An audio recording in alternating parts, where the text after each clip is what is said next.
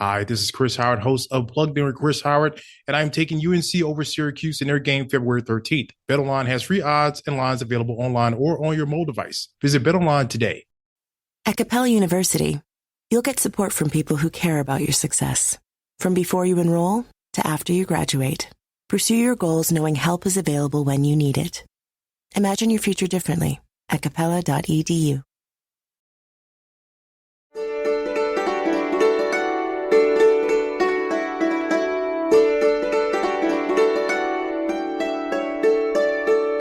All right, welcome to the Media Roundtable Special Edition, where we're diving deep into the inner workings of the audio industry in service of the Chief Audio Officer. Who is the Chief Audio Officer? That is the person who is responsible for the success of an audio program on behalf of a brand. And it is a narrow lane, but a very important, consequential lane. And that's one of the things we love about podcasts is you can go deep. Even if you're only talking to a few thousand people, this is important stuff. I'm your host, Dan Granger, and co-hosting with me today is one of the leading minds in our field, Neil Lucy, who's our EVP of strategy at Oxford Road. We're getting back to our roots a little bit today because if you've listened in the last year or two, a lot of what you hear on the Media Roundtable is us just talking about industry news and what does this mean to you. And there's a lot of that. There's always a lot of that. But today we're not talking Joe Rogan. We're not talking Super Bowl. We're going to go deep on the reason that we started this podcast to begin with. For those of you that go back to 2020 with us, we found ourselves in a very confused environment. Everybody was arguing about everything. People were unclear about what to say and certainly what to sponsor. And I think a lot of the conversation over the years has transitioned to this notion of brand safety and suitability, which is important so that marketers don't get in trouble with their bosses. But that's like the worst case scenario. It actually is touching on something that has much deeper, larger consequences for all of us and actually for democracy. And that's why this is actually an important discussion. And it's important that we revisit it from time to time. All the rules are changing. We started, most of us were born into a world where the FCC actually had some involvement in the things that could reach your eyes and ears. But all of that has changed. And so there was an article that Neil shared with me a couple of months back titled "A Matter of Trust." And I think that is a really succinct way of representing the place that our democracy is in, that the state of our communications is in, that our culture is in. Trust is something that is depreciating rapidly in all areas, whether you look at government or you're looking at NGOs. If you're talking about media, it's no different. We've been on a steady decline for the last half of a century, and there gets to be a point where things start to break in real life, and we may be in that place now. And so we've invited the author of that article, who is really touching on some of these themes in a well-researched way, to share his perspectives on the state of things and where it's going and what we can do about it. That's what we're going to talk about today. His name is Evan Shapiro. I'm just going to give a little background on Evan.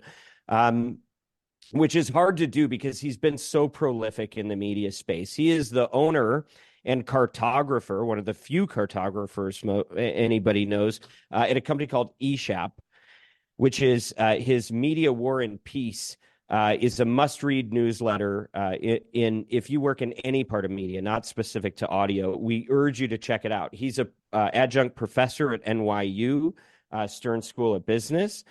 He is a former EVP at NBC Universal Media, former president of IFC, and if you, like me, appreciate Portlandia, we all owe Evan a debt of gratitude for his involvement there. And in 2020, Deadline published his first media universe map, and it was a really unique way of looking at the industry. That it was immediately adopted by businesses and executives and analysts and universities. And he's really become an unofficial ambassador for the map of media as we're trying to understand it today, which is ever more confusing. So Evan, I don't know if we missed anything in that, but I just want to say thank you and welcome to the Media Roundtable. We're really grateful to have you here. Well, that was very thorough. Thank you. Thank you for having me. So Neil, I'm going to let you kick off the discussion because this was your idea anyway. Where should we Your start? fault. Where should we start? Why don't I start with I'm always trying to find information to share with our audience through either the influencer newsletter or through the Media Roundtable Industry Edition. And I guess I stumbled across Evan's newsletter and I'm like, oh wow, this is pretty amazing. So I not only stumbled across it, but now I'm subscribed and I'm paying for it. So Nice. and it's Your funnel is working. It's definitely worth it. So you should pay for it and support Evan's work because it's amazing. So what piqued my interest was the newsletter, A Matter of Trust, and really just seeing how we flipped basically from the 1970s, where basically 70% of the US population trusted the news media. And now here we are, or here we were, and probably even worse today in 2023, where 70% of Americans distrust the media. So I brought it to Dan's attention because I think it's important for us as an agency, and it's an area that we really want to encourage civil discourse, and we want to encourage the sharing of opinions. We should be able to talk about differences in a way that doesn't mean that we disrespect other people, but we have differences. And if we don't do that, then, where are we going to go as a country? So that's what brought us here. And I think, Evan, I just want to understand from your perspective, I guess, what made you write this piece, and what do you think? What is your perspective on this rising distrust in media? I mean, you do a really thorough job in the newsletter, but love to hear from your perspective. Yeah, I mean, as a child of the 70s, I found it interesting that the peak of trust for news for Americans in our media was 1976, which is after 74, 76, right after the news industry brought down a president and then eventually ended the Vietnam War. And, to have gone from that, which is the earliest kind of picture I had about the media, it was the thing, all the president's men, whatever. It was the thing that changed the nation's mind about all this stuff. And then as I taught at NYU, I also teach at Fordham. I had to kind of explain what's happened to media over the last 35 to 40 years. And the class I teach is really a course of following media's evolution in real time. So we talk each week about what's happening in media. And the map was actually born from a need to be able to say, here it is shifting in real time, right? Little did I know I was giving myself the task of updating this map twice a month in PowerPoint by hand, which is really painful. But that pursuit of what was happening was really important. And one of the things that I kind of fell upon by accident was that do you know what was the number one show in 1972 in the United States? The number one television show? I can guess. All in the Family? I don't know. All in the Family. Mm-mm. Do you want to know how many people watched that television show all at the same time every single week? All of them, I think. 67 million people. Yeah. A week. Every week for 22 weeks. Yeah. And if you remember that show, Meathead and Archie coexisted in a world. They didn't have their own set of facts. They didn't have their own little information bubbles. They talked to each other. And Walter Cronkite was the most trusted name in news. And by the way, if you went to radio, right, the local DJ on whether it was the news station or the rock station was the most important name in audio in that region at that given time. And very often there were national audio broadcasts that held an enormous amount of sway. I mean, look at just Casey Kasem and as a source of universal truth. He's the guy who's going to tell you what the most important songs of the week are every single week. So I stumbled upon that as a case study of the disintegration, and when I first started teaching 15 years ago, I was comparing that against 30, 40 million, 20 million, lower and lower every single year. And as the fragmentation of media took over in the marketplace, and I began to teach that in the course, suddenly you realize that Meathead and Archie were no longer talking to each other, that Meathead had MSNBC and Archie had Fox, or Archie had Rush Limbaugh and conservative talk radio, and literally the liberals had nobody. I guess jazz, and to a certain extent, you could point to media's disintegration as the cause of the polarization. And as you chart here, I'll pull this up so we can all look at it. When you chart this, you can see actually things happen in the larger culture. So in 1987, Reagan's administration kills the Fairness Doctrine. And suddenly certain rules about broadcast on radio and television change about fair time and showing, facts and not specifically opinion or, what verges on libel. And then, very soon after that, you see the birth of the talk radio with Rush Limbaugh and the creation of Fox News. But it really becomes the launch of social media around the early part of this century, where the confirmation bias bubbles cement. The ability to attract people to the worst versions of themselves quickly took hold and really separated the country into two different sets of facts or multiple sets of facts. And this just became an obsession of mine. The more I taught, the more I became focused on it. The lack of a common hearth, the lack of a common language, the lack of a common joke to tell around the water cooler after having watched All in the Family the night before was really, I think, not just a symptom. I think it is one of the great reasons why we don't find ourselves as able to disagree and continue to make progress as we once were.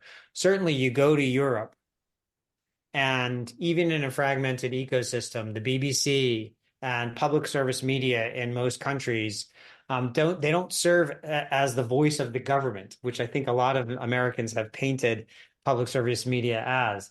They serve as a universal source of unbiased truth. Do they make mistakes? Absolutely. But Americans don't have anything close to that. And I think it's one of the reasons we are in a political shitstorm, cultural shitstorm, the way that we are. So before we talk more about the decline, do you see that there was a benefit simultaneous to this through the doing away with the Fairness Doctrine or the fragmentation through social media? What is there a benefit that has made any of this trade worthwhile?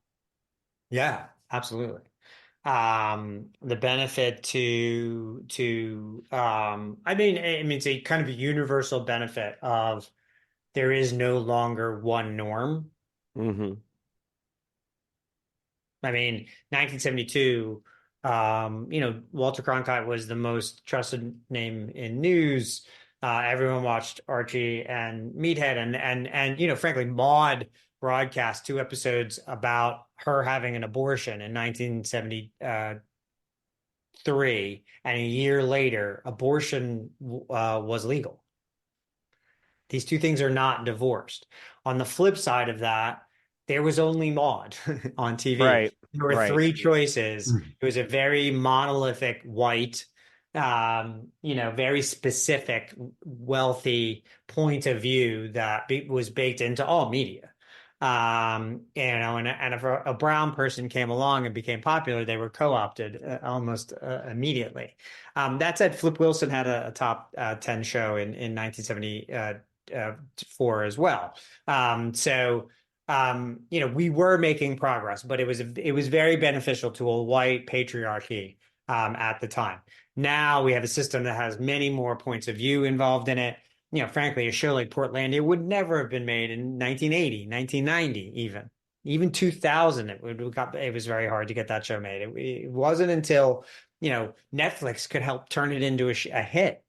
Yes, it became the reason why there is so much good TV to watch is because it doesn't need to have 60 million people watching it every week in order to be deemed a hit. So you can be more niche and super serve more interests and more points of view.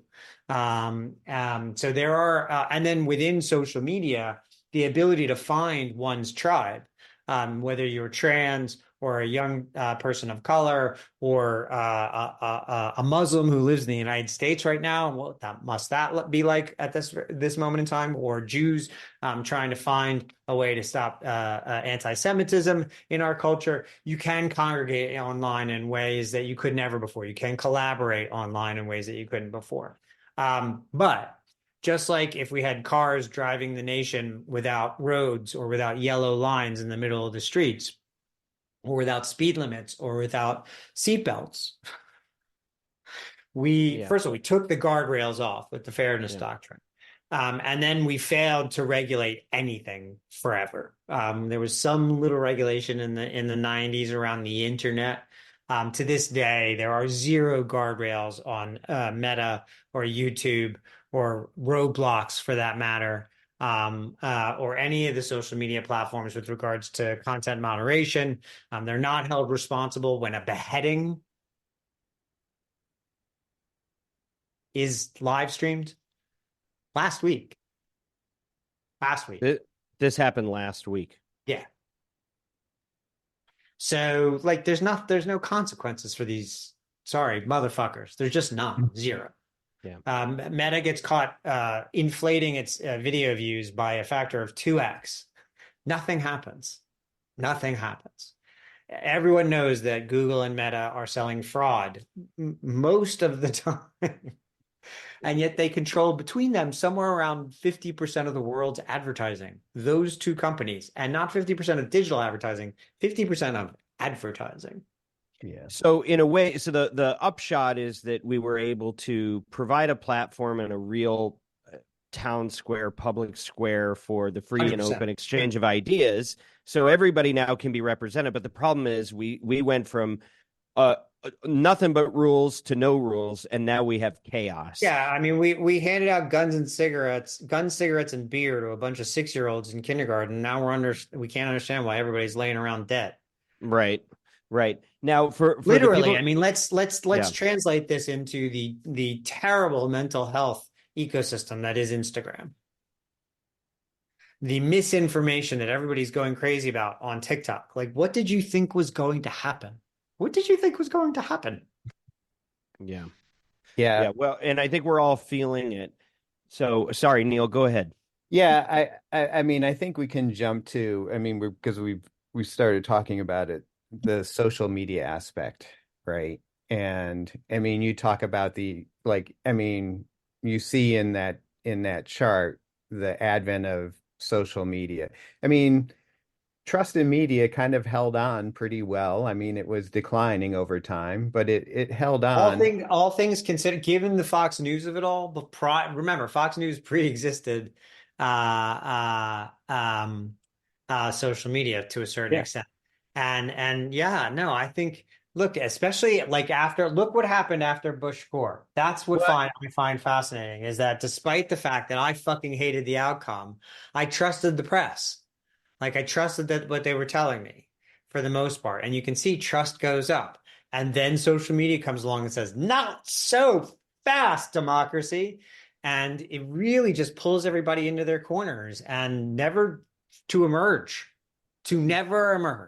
Yeah, one thing I want to stuck in these corners. I want to mention, which I thought fascinating, because I feel like there is this perception that the liberal news media, right? And so by kind of releasing the restrictions of the fairness doctrine, it allowed for kind of more conservative voices to be heard.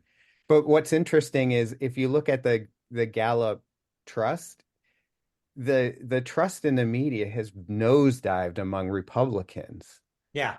and it's Well, but actually held up reasonably well among just Democrats. So I was wondering, like, if part of the reason for kind of these changes was to allow kind of more voices to be heard, why why are why is the if you consider yourself Republican, you now are at like 11% trust in the media. well, It's like Democrats, it's like 58%. yeah, I mean, the other voice that was allowed to be heard over the last 30 years is the conservative side. So what you have to zoom, and I think we often fail as a culture to do this as much as, well, we fail to do this because we have such short attention spans and we don't think like anything that sounds like learning. But if you zoom out, the what people mean when they say liberal media is the same thing they mean when they say liberal democracy. And liberal democracy is not a political term. It is a governmental term. It is a form of government, like communism, Well, I think it depends on who's saying it, but like it fascism. could be, yeah, Right, but no, in the grand scheme yeah, of the yeah, political spectrum, that yeah. during World War II, the battle was between liberal democracies and fascists. Yeah. So That was the battle. It was the good guys versus the bad guys, right?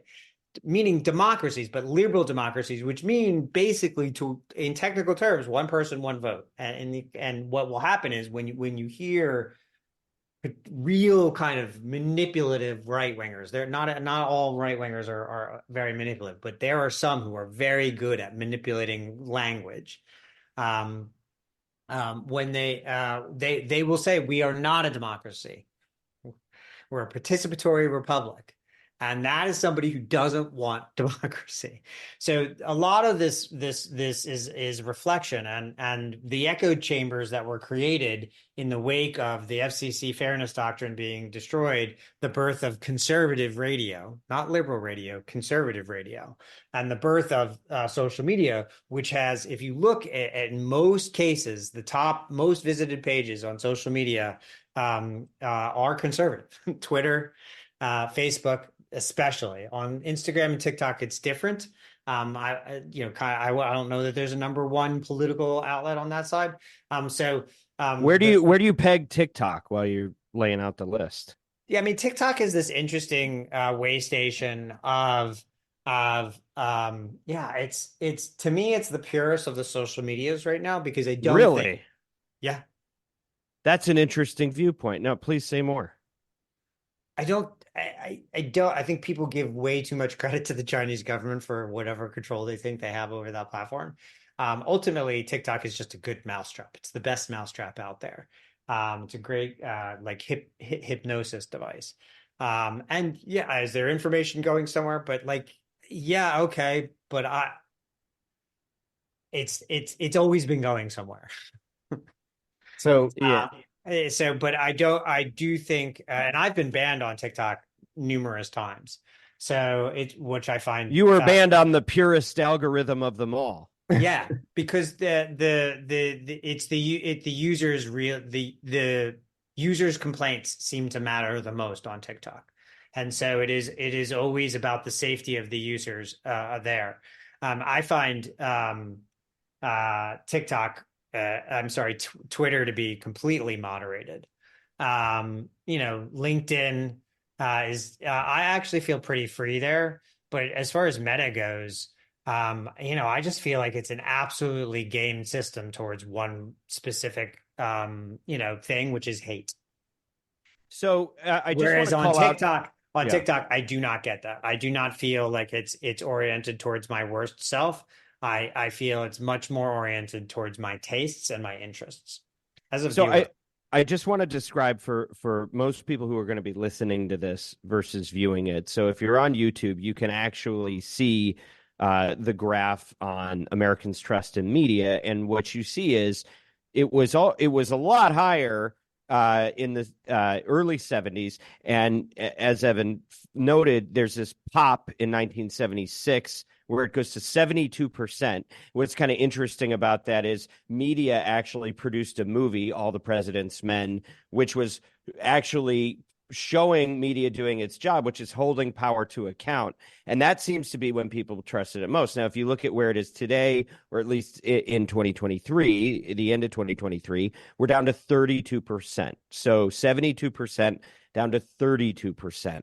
This is and it's, yes, there's a little bit of ups and downs along the way, but it's a pretty steady decline. So, Evan, one of the key questions here that I have is what happens if we keep going on this track? What does the world look like 10 years from today, 20 years from today? What happens next? It's a great question. I mean, I think, you know, if we continue on this line, there will continue to be two versions of the truth in the United States, at least two, if not many more. And how does, yeah, and in like our physical space, in our real worlds, what is that? How does that play out? Do we have a government? Do we ever trust an election? Do we ever accept an outcome of an election? What happens? I do think January 6th was a breaking point, but I do think we're headed towards an even larger one. I don't know what that looks like. I do think there are numerous outcomes potentially here. Let's say there is a televised trial of Donald Trump, where there is a major aha moment and there's one of those things like the OJ trial. And yes, they definitely deserve direct comparison, where the entire country would watch at once. And you could see something happening around that. There's a chance that either Joe Biden or Donald Trump does something on a debate stage that changes the courses of history. In the last 3 years, in the top most 100 watched 100 broadcasts each year, the State of the Union is always in that top 100. And so people give a shit now more than ever, by the way. You're also coming to a major demographic shift. So the number one threat in the United States in 1970, let's call it 1919, was the methane gas in cities from force majeure. And then we solved that by accident, by inventing the car. So to a certain extent, the demographics of this country will catch up to itself. The abortion issue, I believe, is one of those events that could conceivably shift things. So not in trust in media, but shift the political landscape, realign it in such a form where other changes might come into play, where you might see the 230 rule from the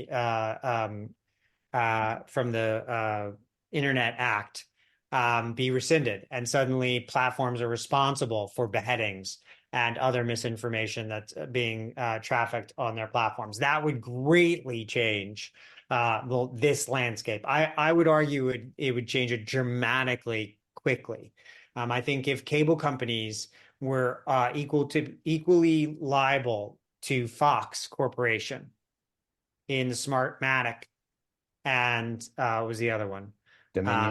Dominion voting. So if they were facing $3 billion, their own version of a $3 billion lawsuit, Comcast and Charter and DirecTV and Verizon and Cox and Altice were all facing the same exact lawsuit that Fox was, because they were responsible for what was being carried on their airwaves. We would see different things on air.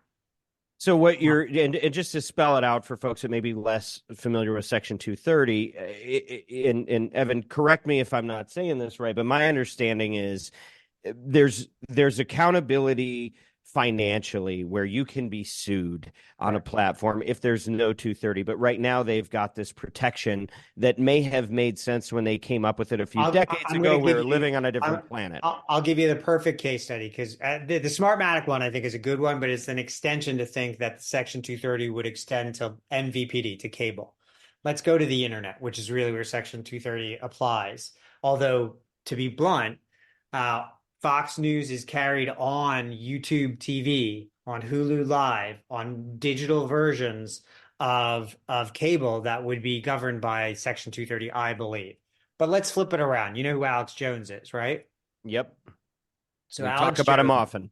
Alex Jones, who's still considered a hero in certain conservative circles, lied about, to make money, in order to make money, let's be clear, lied about children being crisis actors at Sandy Hook. I think they were 5 years old. And I think there were 30 killed or something like that. And then so harassed the families that they all had to move out of their houses and call them. The families sued Jones for I think they won for $1.5 billion, right? Yeah, right. And he's fighting that because he's the worst human who's ever lived.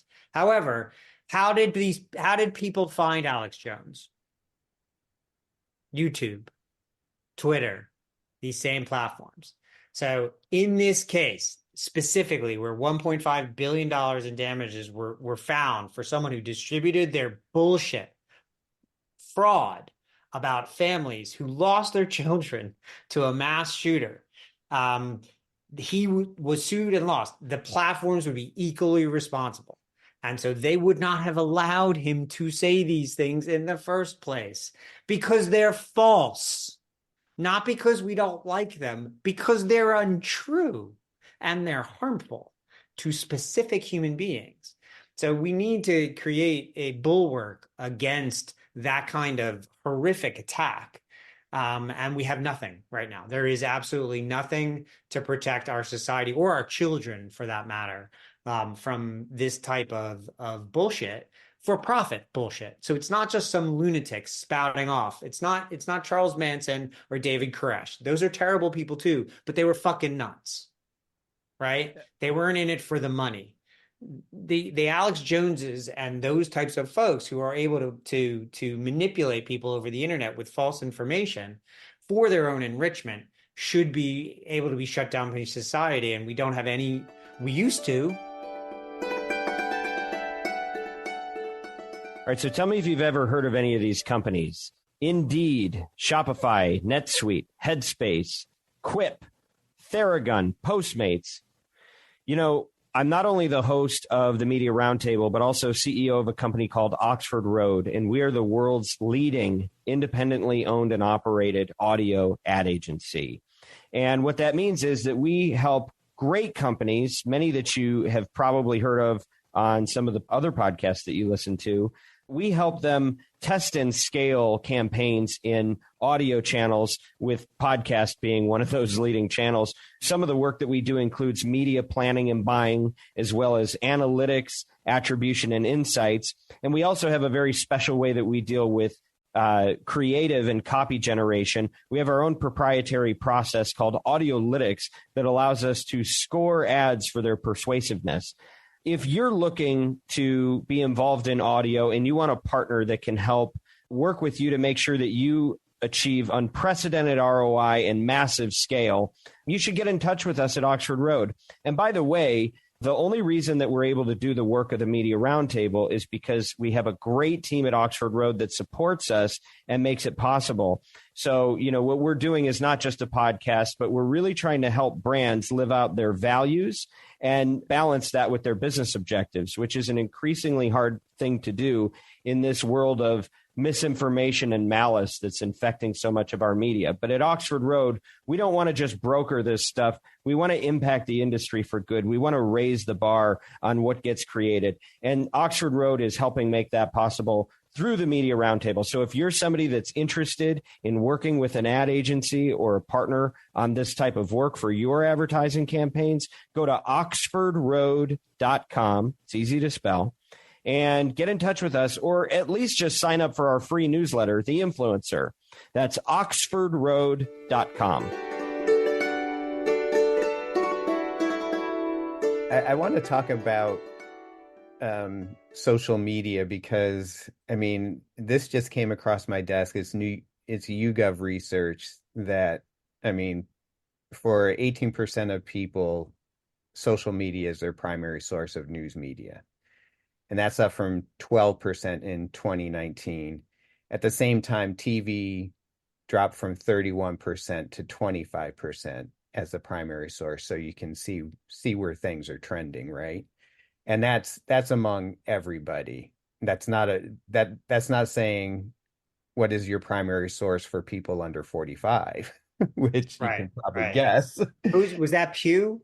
This is YouGov Yeah, yeah. research.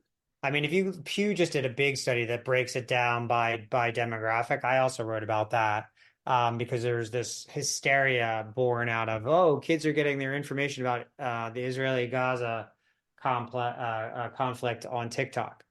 Okay, they are, but relatively fewer Gen Zers are getting their information about Israel and Gaza on TikTok than 50-year-olds getting their information about Israel and Gaza on Facebook. What is the primary place that the younger folks are getting it? More people under the age of 34 get their news from Instagram and Facebook, frankly, and YouTube is much bigger, way bigger, than get it from TikTok. TikTok is big, but it's growing, especially for much younger people. But when you look at the overall percentage of consumers in different demographics who get their news from different social media as a primary source of information, I believe the largest pool is amongst like that 35 to 50 crowd and Facebook.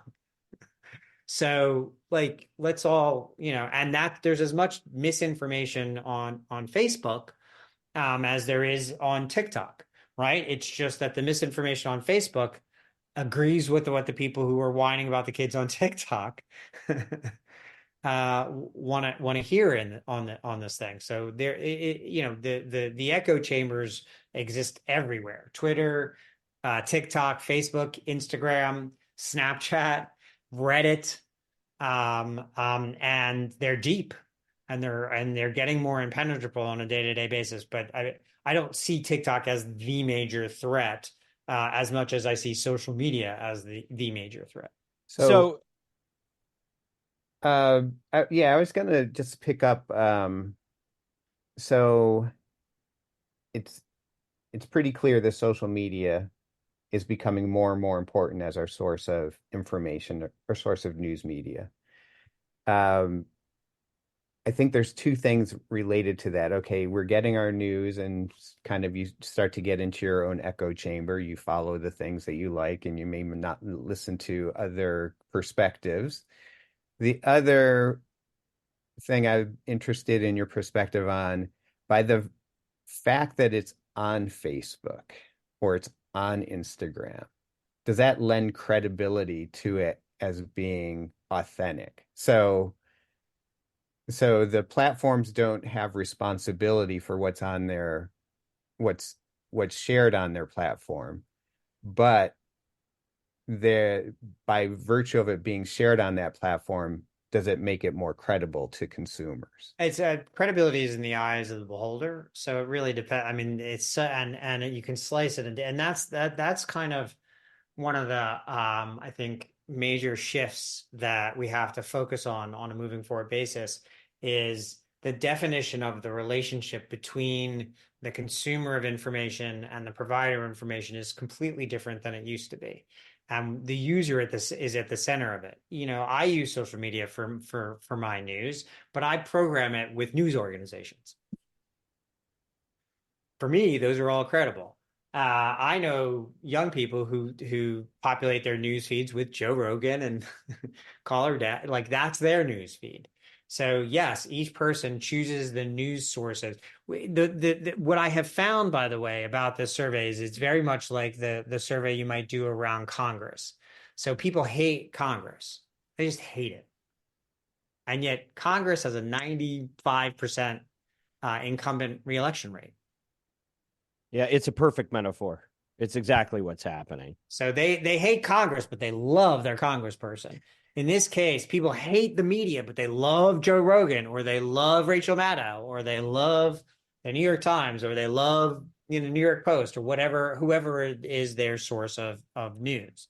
So that is the issue here is there are 1,000 different points of sources of truth, and everybody believes theirs is right, and only some actually are. Evan, I know we're talking about media and trust in media, but you've seen the Edelman reports. You've seen that there's not just a decline in trust in media, but all these other institutions. And maybe it's just me being narcissistic to think, of course, it's all about us because we're in media. But how much of a correlation do you see between the decline of trust in media and trust in those other institutions? Is it art imitating life, life imitating art? Is that propelling it, or do you see those as separate causes? The same people who created the ecosystem that separates us, and the same group of people who profit off of the separation, are the same ones who are experts at using the media to destroy. I mean, this is well, I won't get there yet. I'll get there in a second. They're experts in using the media to destroy our belief in our institutions, and this is not a new thing. This is a repeated cycle in our culture, and that when the very few want to run things for the very many, which is exactly the point in history we're at right now. A very small selection of people think they know best for everybody else, and they're very good at convincing those they most want to control to listen to only them and not anything else. And it is demonstrated here, and we're going to see it play out in an election. So it sounds like if we think about, all right, so where do we go from here, and like what are the possible solutions? It sounds like you're an advocate for the repeal of Section 230 and allowing 100%. So, but let's play that forward a little bit. The upsides, I think, are pretty clear. You do away with a lot of the misinformation, a lot of the the filter bubbles, and people have to have some unified version of information that has accountability, right? And that's all positive. It should be, wait, let's note, every part of the law of which Section 230 is a part was repealed except Section 230. So let's start there, and we can go from there. Well, so is it as clean as just getting rid of that part, or no? I think I'm trying to figure out what happens to social media, what happens to speech, what happens to user-generated content. Do we as users no longer get to speak freely because we feel we may get sued as well? How do you do this in real life? How much of that is you just playing devil's advocate, and how much of you are seriously asking that question? I'm just curious. Well, I am seriously asking the question because because there's a direct comp, right? So we can't use music we don't own in our stuff for profit on YouTube. It immediately takes it down. Okay, so the delineation might be if you're making money on it, then you have accountability. But if you're I think if there is a way to discern fraudulent misinformation, obviously today we may not have an algorithm for that. And it is a dangerous concept to design Gen AI that would be on the hunt for that. Sounds very Minority Report. But on the flip side, do each of you have a smartphone? Yes. Do each of you have a banking app on that smartphone? Yep. Yes. Did either of you read the terms and conditions of the banking app before you? Of course not. Have you had any fraud on your banking app? Not yet. Right. Why can we do that, but we can't do this? We can. I know we can. I don't know how to do it. I'm not a technologist. I'm not an engineer. I'm not a designer. I'm not a coder. But I know we can. It's just that we don't want to. We could root out all the fraud in the digital ad business if we want to. We just don't want to, because there's a lot of people profiting off of it right now. Yeah. So I do believe there's a way to construct a new fairness doctrine to cover broadcast media, repeal 230 and replace it with a sensible set of rules of responsibility around the trafficking of intellectual property, marry these two things together. But it's going to take us getting to the other side of that critical moment, I think, unfortunately. Like things are gonna have to really break. And then, like like the reconciliation conference in South Africa after Yeah. apartheid repealed, Yes. we're gonna have to Yes. get together and root out how to reconstruct our shared universal fountain of truth, that we all need. By the way, this works in England. England is fucked up too. Don't get me wrong, but the Europe's trust in their media, therefore the strengths of their democracies, is so much higher than it is here in the United States because of the way they run it specifically. It's not they do news different. It's that the whole system is different. And I think that's an important lesson. And so to make that big a leap, Yeah. yeah, I think unfortunately something big is going to have to break again.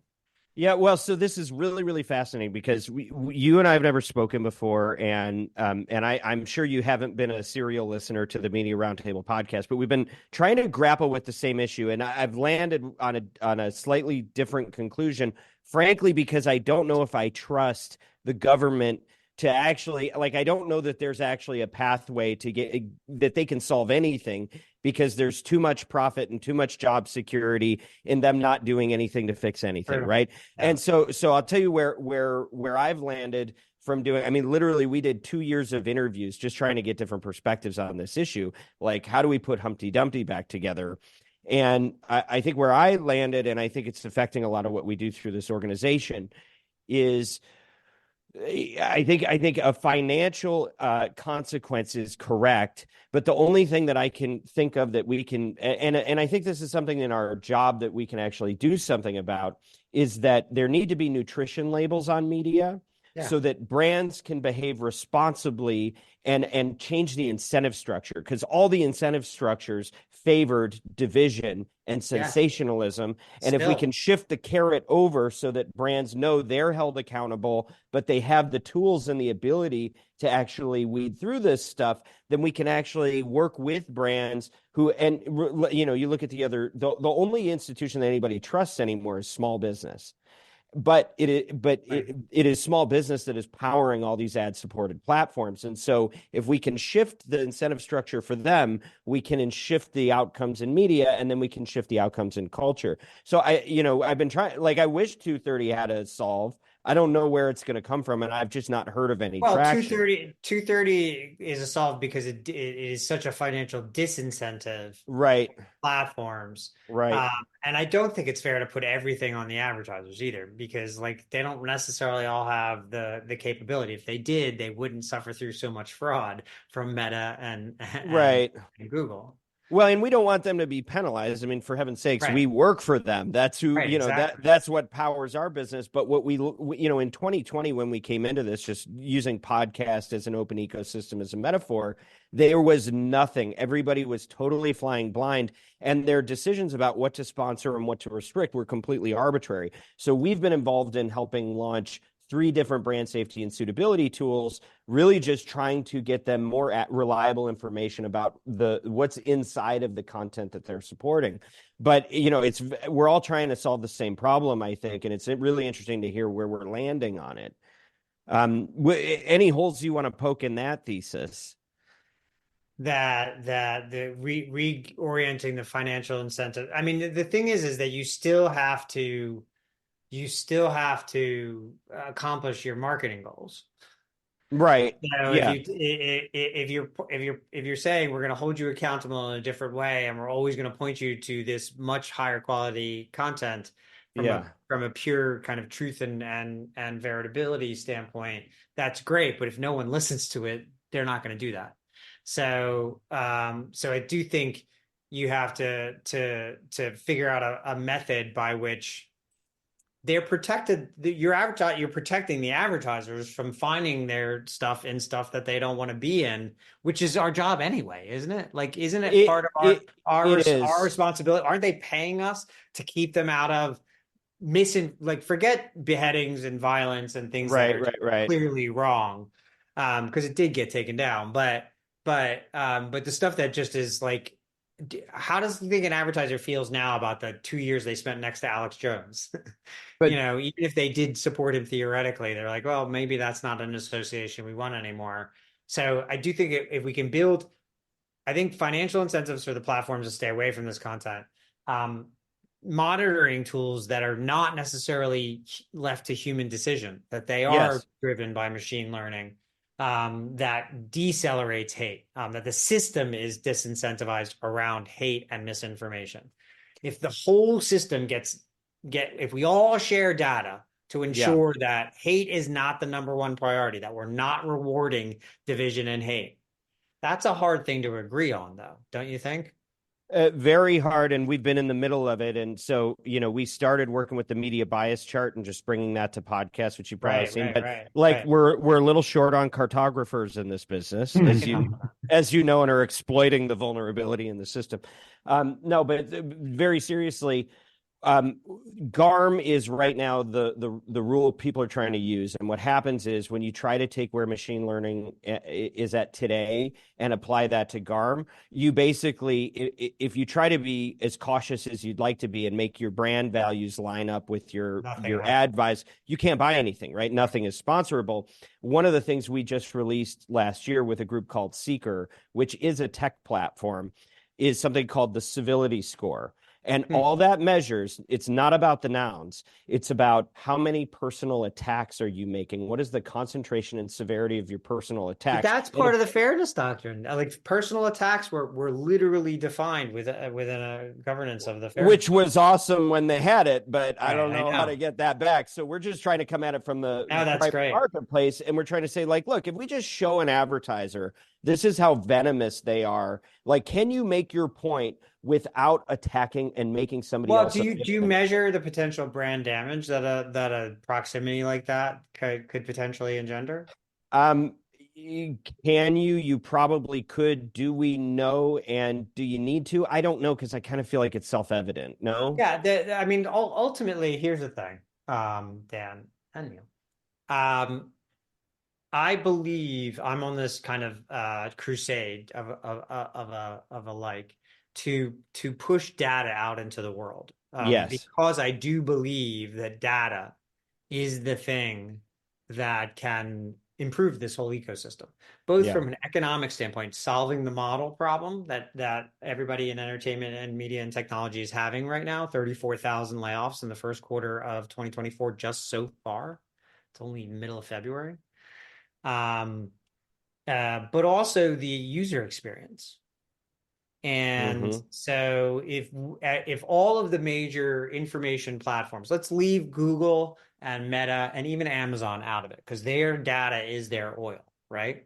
If you took all the other players out there, and even the non-social media platforms, just the publishers and the brands and the news organizations and all that kind of stuff, and everybody pulled their first party data and created one source of information from humans, and then we created universal IDs off of that for each one of our users that allowed them to navigate the universe and have it be personalized to them as they went, but also that protected them from misinformation and protected them from their identities being stolen, kind of as a two-way thing.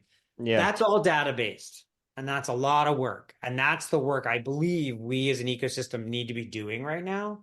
But whatever that utopia I'm dreaming of starts with, it does start with all of us really pooling our data to find the right answers. That's what's going to get us there. We're quickly coming up on time.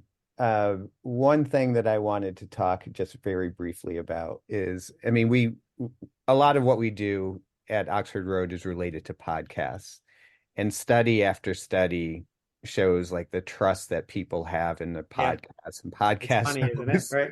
So that's one, it's a thing that's near and dear to our hearts, and we want to, continue to kind of really protect, because there aren't a lot of places that people trust anymore. Like, do you have a perspective, like what can podcasting do, and maybe just a minute, and then we'll just wrap it up. Well, I think there's three major reasons, and they all kind of tie to the same thing, that podcasting continues. And it's not just trust, it's also efficacy. Ads inside podcasts seem to be more effective than most other ads out there. Which they are. Yeah. and they're also measurable. There's more care in how they're measured. So Yep. I do think those things are correlated. The main component though is the intimacy. I just think it's a very intimate art. And so I think that is very effective. I'm not really sure how to replicate that, but I also think radio has a lot of that same, especially when you go back to the big days, the Howard Sterns of it all, right? Yeah. Ryan Seacrest. The second thing is it goes back to the fragmentation and the upside of it. People who listen to podcasts, for the most part, and there are exceptions to this, but even the largest podcasts in the world, Joe Rogan, it's a niche. It feels, even though it's a big audience, feels very specialized to me. And most podcasts have much smaller audiences, so they are very much a community, and they all tend to get together live too. So there's an emotional investment in a community there that's different than it is with reading the New York Times or even watching Rachel. You know what I mean? It's a little bit different. The art form kind of begs for that. So that nichification really has helped, I think, the trust there. And then I just think the fact that there are just it doesn't feel as commercial an environment. There are fewer ad breaks. There are fewer ads. It is not gunked up. There's not a breaking sign going at the bottom of it. So, this is a relationship I have with this one individual. It's a very good environment that feels, even if it's not, catered to me.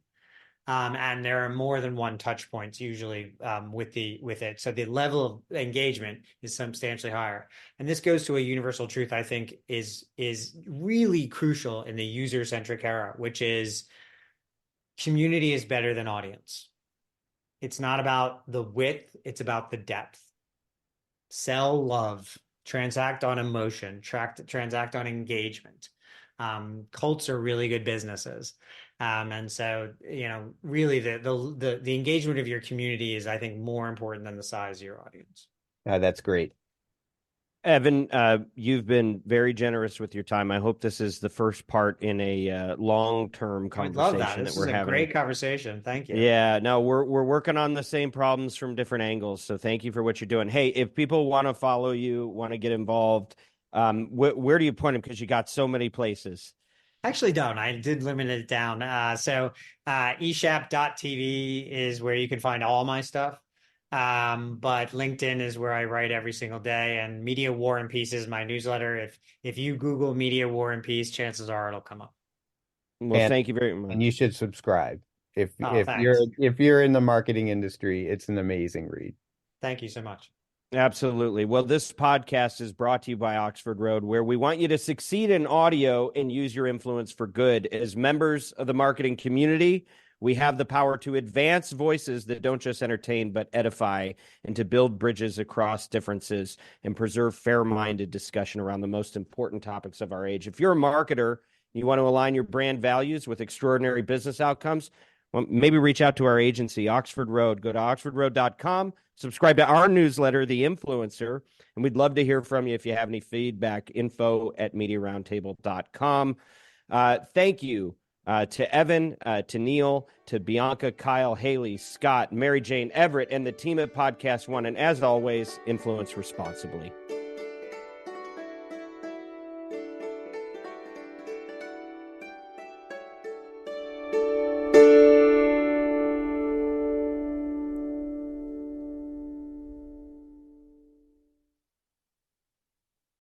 At Capella University, you'll get support from people who care about your success. From before you enroll to after you graduate, pursue your goals knowing help is available when you need it. Imagine your future differently at capella.edu.